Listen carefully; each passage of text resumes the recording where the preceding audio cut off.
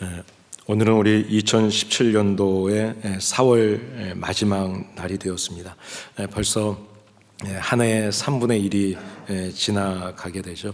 이렇게 생각해 보니까 여러 가지 이런 일 저런 일들이 참 많이 있었다 하는 것들을 생각하게 됩니다. 여러분 4개월을 지내시면서 어떠셨습니까? 아무런 걱정 없이 혹시 지내신 분들이 계시다면 정말 하나님 앞에 감사하셔야 됩니다. 그러나 또 생각지 못한 일로 갑작스럽게 힘들고 어려운 일들을 겪으신 분들이 계시다면 여러분 그 안에서도 또 하나님이 오늘까지 지켜주시고 믿음 지켜주신 것에 또 우리 감사할 수 있기를 바랍니다. 인생을 이렇게 살면서 보면 한 가지 문제가 이렇게 해결되고 이젠 좀 쉴만하다, 그리고 한숨을 좀 돌리는가 싶으면 파도가 이렇게 계속해서 밀려오는 것처럼 또 이런저런 문제들이 우리 앞에 기다리고 있는 것을 보게 됩니다. 이 길이 평탄한 길인 것 같아서 이 길을 이렇게 가고 있는데 가다 보면 어느 순간에 갑작스럽게 상상하지 못했던 그런 낭떠러지 같은 그런 길을 만날 때도 우리 인생 속에는 늘 있는 것 같습니다. 학생들은 공부하면서 그 공부 때문에 스트레스를 많이 받죠. 직장인들은 업무에 대한 스트레스를 많이 받고, 또 사업을 하시는 분들은 그 직원들의 모든 가족들까지의 생계를 다 책임져야 되니까 또 거기에 대한 스트레스를 늘 갖고 있습니다. 가장들은 부모로서 또 아버지로서 가정을 이끌어가는 데 있어서 그 무거운 긴장감을 늘 가지고 사는 것 같습니다. 또 이렇게 주부들은 보면 내가 지금까지 뭐 했나 하면서 이렇게 많이 허탈감을 갖는다는 이야기를 하게 됩니다. 그런 걸 보면 우리 인생이라고 하는 것이 이렇게 고민과 고통과 괴로움과 이런 어려움이 없는 사람은 아무도 없구나 하는 그런 생각을 하게 됩니다. 머피의 법칙이란 말을 여러분 아시죠? 이렇게 라디오를 딱 틀었는데 내가 너무 좋아하던 찬양이 딱 끝나면서 마지막으로 끝나버려요. 참 아쉽죠. 병원이 문 닫는 꼭 토요일 오후가 돼서야 갑자기 배가 막 아프죠. 모처럼 꼭 내가 휴가 날짜를 잡아서 휴가를 가려고 하면 꼭 그때 비가 와요. 뭐 그런 일들뿐만 아니라 뭐 운전을 하다가도 가끔 제가 좀 빠른 길로 가고 싶어서 차선을 확 바꿨는데 갑자기 그 길이 제 차선이 막혀요. 이런 게 우리가 머피의 법칙이라 그러죠. 신앙생활을 하면서도 보면 주님 안에서 은혜를 누리고 정말 감사해서 그 은혜 정말 하나님 이제는 말씀대로 살겠습니다, 그런 결심도 하고 헌신하려고 막 그런 마음을 가질 때 그때 꼭 우리에게 이렇게 내 마음속에 뭔가 원망도 생기고 불평거리도 생기고 또 갑작스러운 어려운 환난과 고통을 겪을 때도 있습니다. 오늘 우리가 읽은 시편 138편에 다윗의 지금 상황이 그런 상황입니다. 성경학자들이 이 138편을 다윗이 법궤를 예루살렘으로 옮겨놓고 난 다음에 너무 기쁨 가운데 있을 때 그 당시에 쓴 시다, 그렇게 이야기를 합니다. 주변 국가들을 상대로 전쟁에서 승리했습니다. 그리고 나라가 더 강건해졌습니다. 하나님의 임재를 상징하는 그 법궤를 예루살렘으로 옮겨 놓았습니다. 얼마나 좋았을까요? 너무나 좋아할 그때 힘든 일, 환난이 닥쳤다는 거죠. 오늘 6절에 보시면 교만한 자들이라는 표현이 나오는데, 이 말씀은 아마 법궤를 예루살렘에 옮겨놓고 너무 좋아서 막 기뻐서 춤출 때 사울의 딸이기도 하고 다윗의 아내였던 아내가 다윗을 좀 이렇게 비웃잖아요. 아마 그런 상황이었을 수 있을 겁니다. 또 7절 말씀을 보면 원수들로부터 당하는 환난이 있었다는 것을 우리가 알 수 있습니다. 그런데 다윗은 이렇게 너무 좋은 상황에서 갑작스럽게 닥친 그런 환난이 있음에도 불구하고 오늘 말씀을 보시면 하나님께 전심으로 감사했다, 그런 표현이 오늘 나옵니다. 여기서 전심이라는 얘기는요, 우리가 이성과 우리의 사고와 그리고 우리의 어떤 의지적인 감정, 이런 모든 우리 인격의, 우리 마음의 중심 전체를 의미하는 것입니다. 그러니까 전심으로 감사했다. 우리가 전심으로 하나님 앞에 감사한다 그럴 때 여호와께 감사하는, 전심으로 감사하는 것을 어떻게 알 수 있을까요? 이런 모습일 것 같아요. 힘들고 어려운 일을 만났을 때 내가 그 이 힘든 상황을 어떻게 받아들이고 거기에 대해서 내가 어떻게 반응하는지, 이 어려운 환난을, 그 상황을 대처하는 내 태도를 보면 내가 정말 전심으로 모든 일에 하나님 앞에 감사하고 있나 하는 것을 한번 생각할 수 있다고 생각합니다. 여러분, 힘들고 어려운 일을 만났을 때 어떤 사람들은 그 힘들고 어려움 중에도 늘 감사하시는 분들이 있어요. 그런데 힘들고 어려운 일을 만나면 쉽게 불평하고 원망할 때가 또 있습니다. 저와 여러분들이 정말 믿음 생활하고 하루하루 범사를 살아가시면서 기쁠 때나 슬플 때나 어려울 때나 또 좋은 일이 있을 때나 언제나 변함없이 어떤 상황 속에서도 늘 진실한 마음으로 온 전심을 다해서 그 모든 환경조차도 합력해서 선을 이루실 하나님 앞에 늘 감사하시는, 전심으로 감사하는 성도 되시기를 예수님의 이름으로 축복합니다. 오늘 다윗의 두 번째 모습을 보면 이방 신들 앞에서 하나님을 찬양하는 모습을 보여줍니다. 그래서 신들이라고 이야기하는 것은 이방 신을 말하는 것이기도 하지만 이방 신들을 섬기는 이방 통치자들을 이야기하는 겁니다. 지금 다윗은 전쟁에서 승리했지만 여전히 가나안 부족들이 믿던 그 신을 믿는 사람들이 그 당시에도 있었어요. 그리고 그들이 여전히 공격을 하고 있습니다. 그런데 다윗은 그들 앞에서, 그런 사람들 앞에서 오히려 당당하게 하나님을 찬양하겠다고 이야기하는 것입니다. 여러분, 요즘에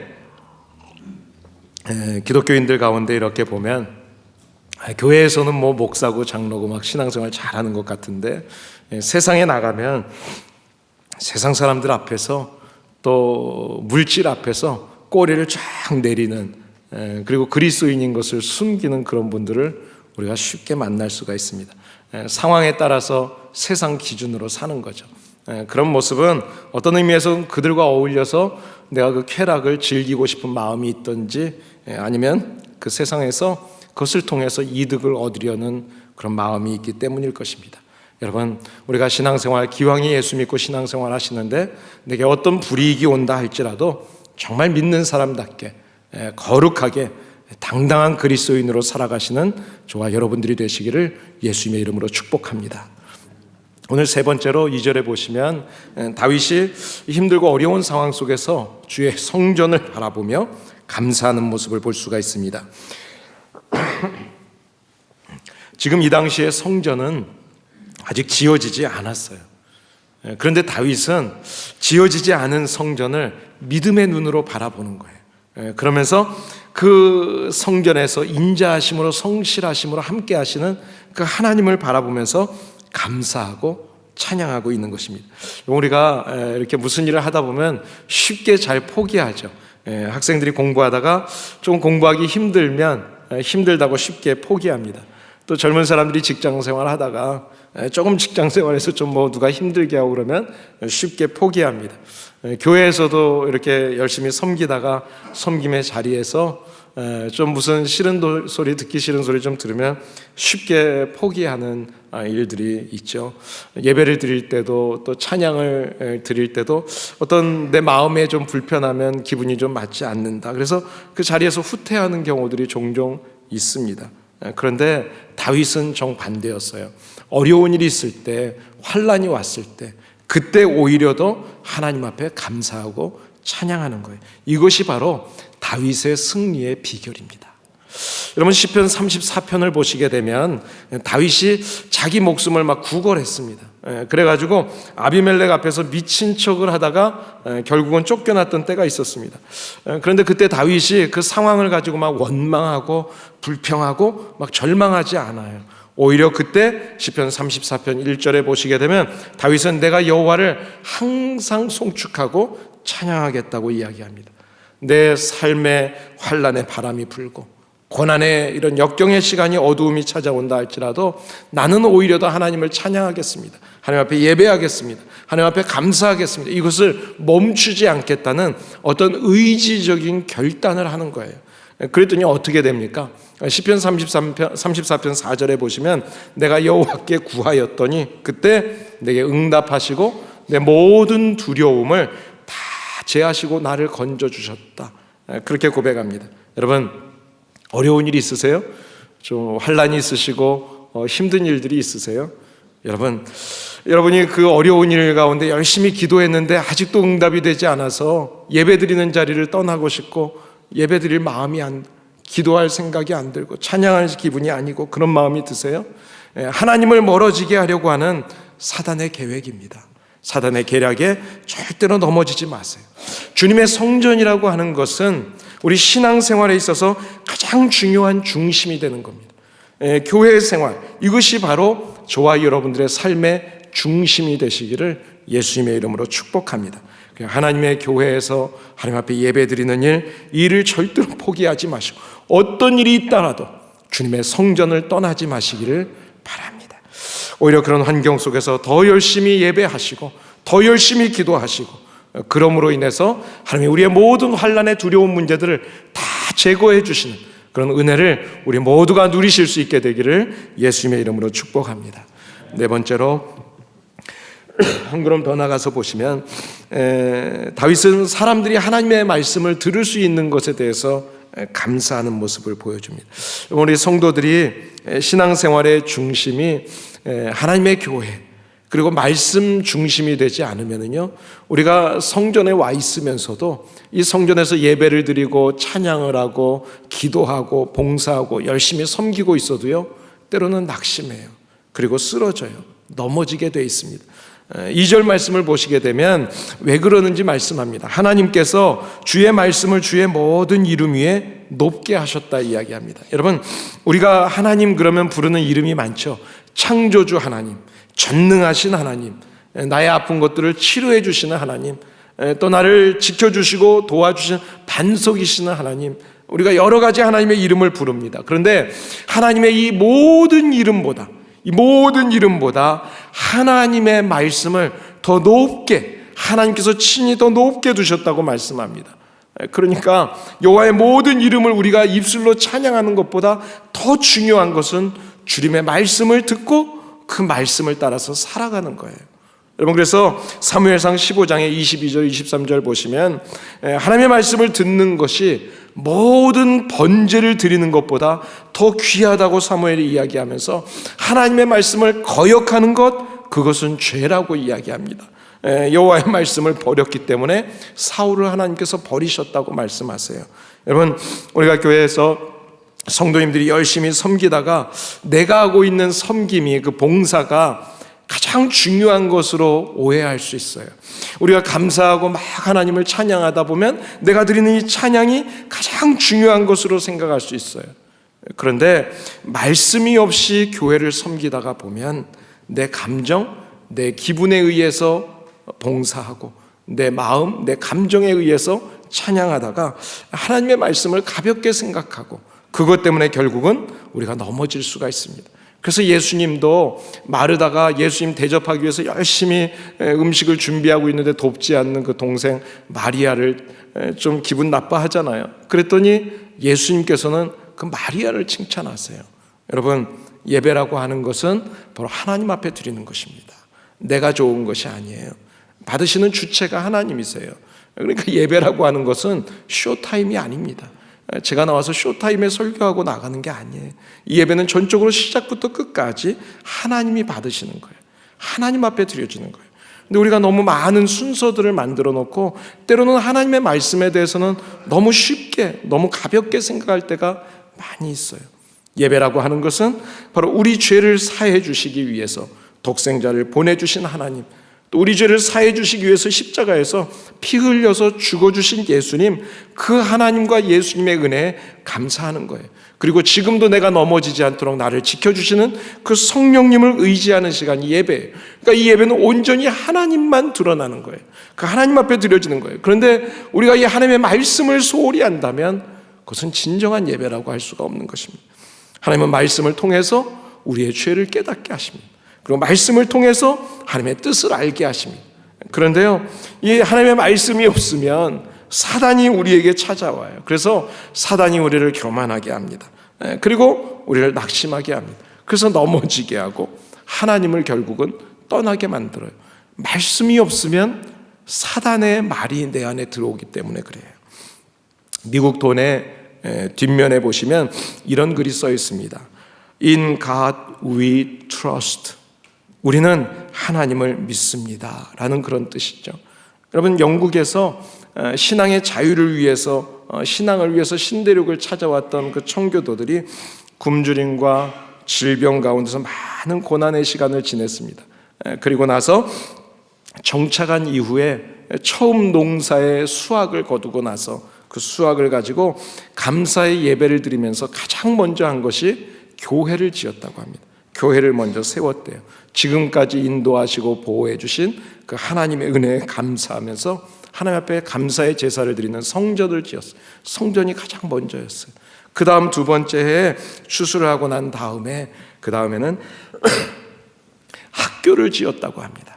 학교를 지은 이유는 우리가 무엇 때문에 이곳에 왔나, 그 신앙을 우리의 다음 세대들에게 바르게 올바른 신앙을 전해주기 위해서 학교를 지었다 그래요.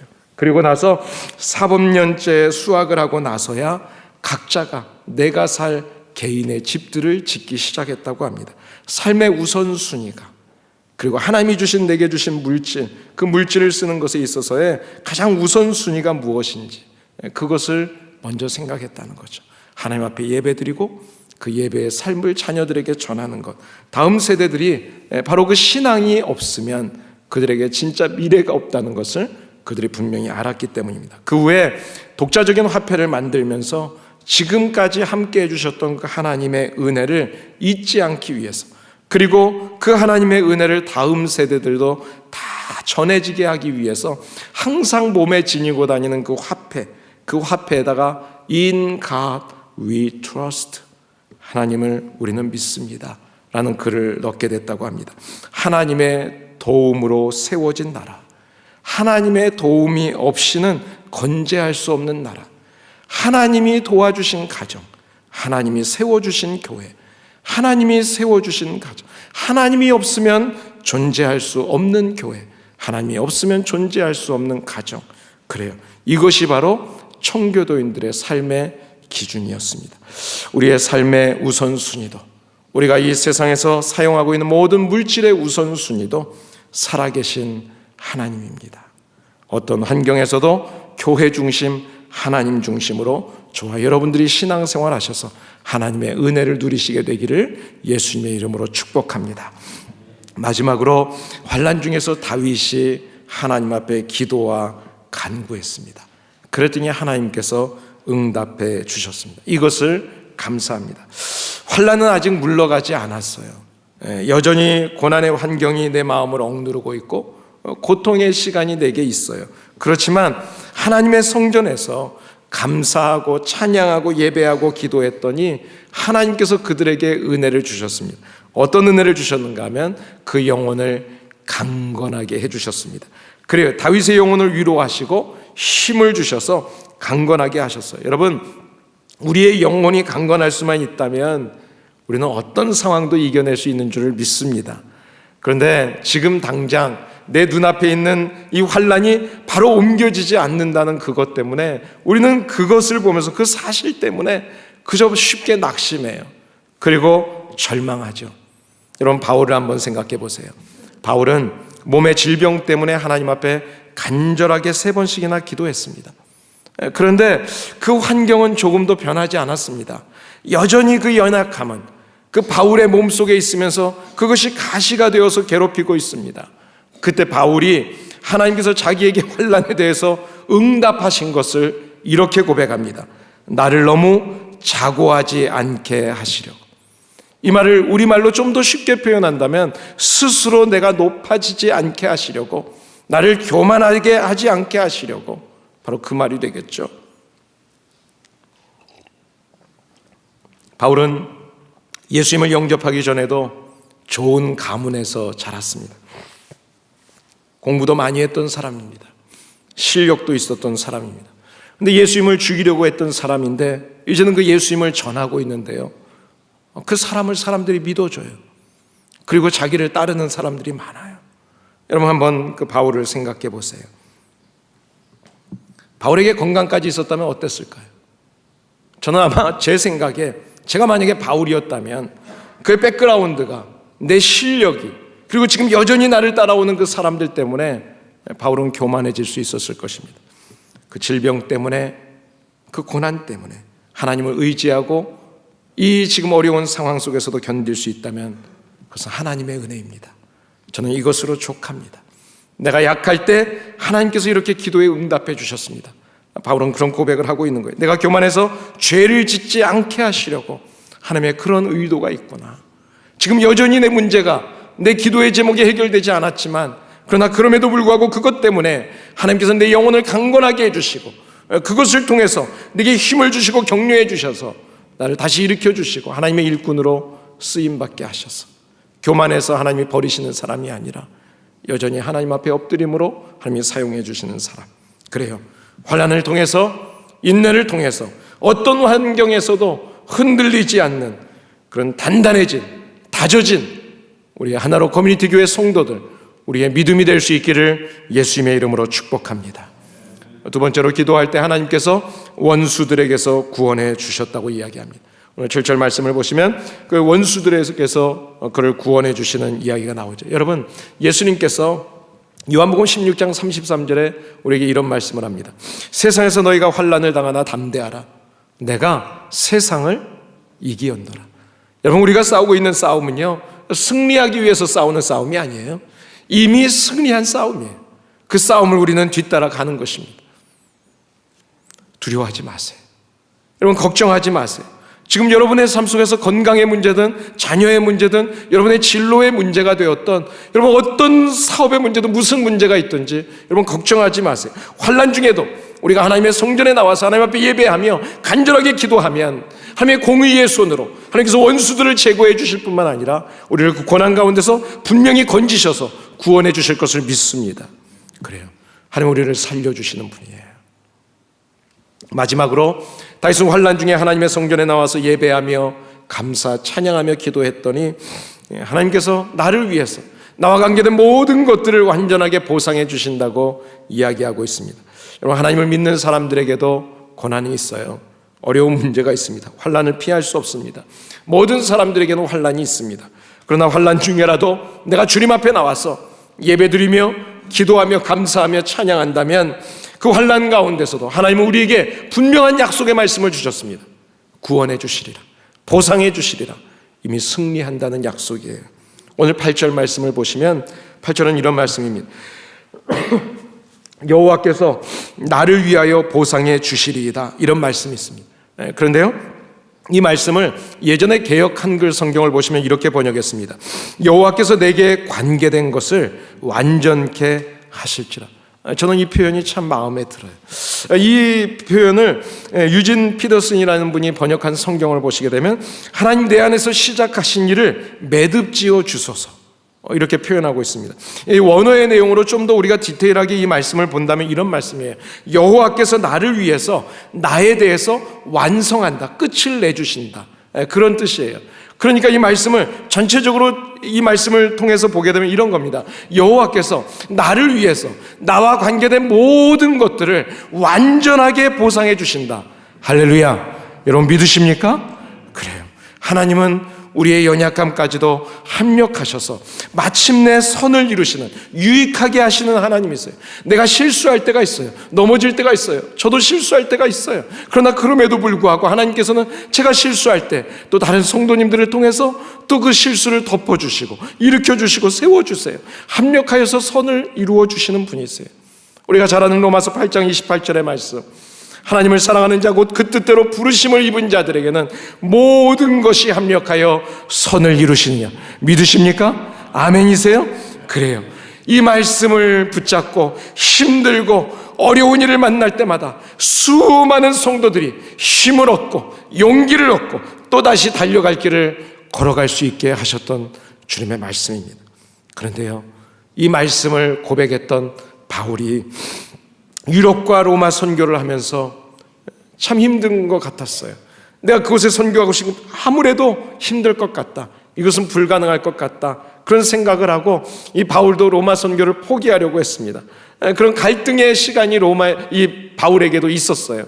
그런데 낯선 도시 동유럽 쪽으로 향하는 빌립보라는 도시에서 한 여인을 만나게 됩니다. 복음을 전했습니다. 섬유 사업을 하던 루디아, 그 여인을 통해서 빌립보 교회가 시작이 됩니다. 그리고 이 동유럽의 복음을 증거할 수 있는 귀한 기회가 시작이 되었습니다. 그래서 바울 사도가 빌립보서 1장 6절에 이렇게 이야기합니다. 너희 안에서 착한 일을 시작하신 이가 그리스도 예수의 날까지, 예수 그리스도의 날까지 이루실 줄을 우리가 확신하노라. 확신하노라. 여러분, 우리 안에서 선한 일을 시작하신 일이 누구십니까? 하나님이세요. 전능하신 창조주 하나님. 그 하나님께서 선한 일을 계속해서 누가 지금 이루어 가십니까? 하나님께서 지금도 그 일을 섭리해 가고 계세요. 그리고 그 일을 누가 완성하십니까? 하나님께서 완성하실 것입니다. 하나님이 시작하신 일은 반드시 이루시는 분입니다.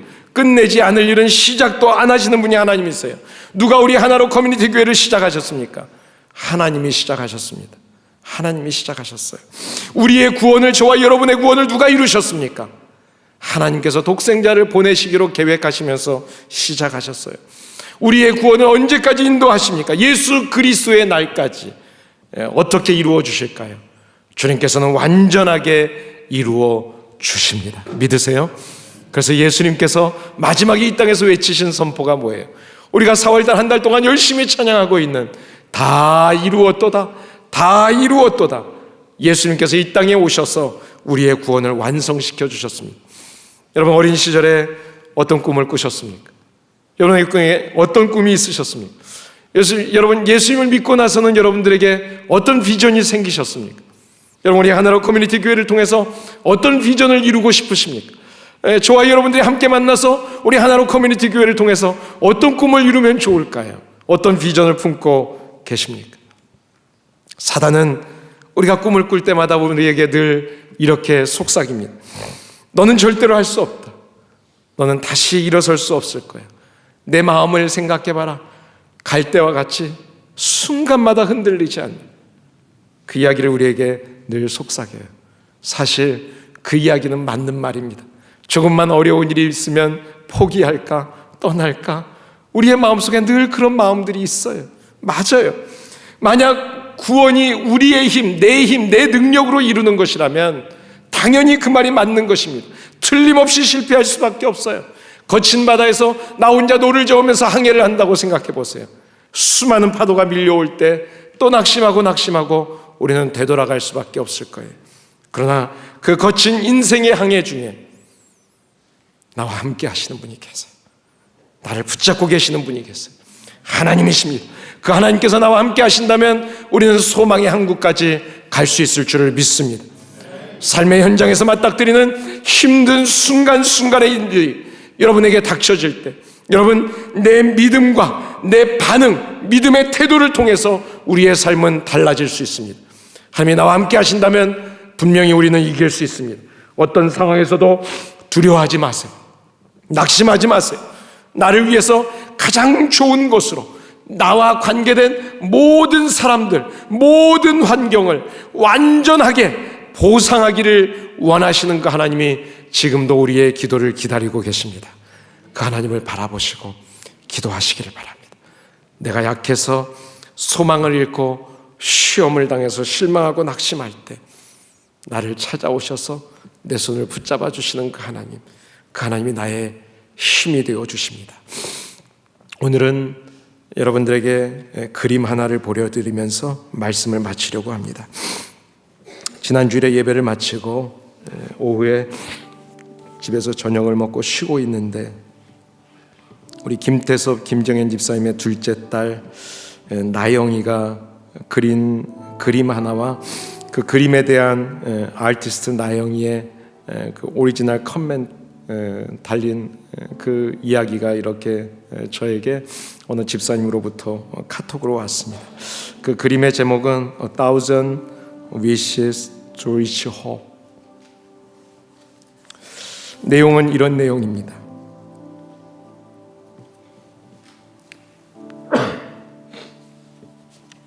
저는 제 그림을 통해서 제가 혼자라고 느껴질 때마다 붙잡는 소망에 대해서 말하고 싶습니다.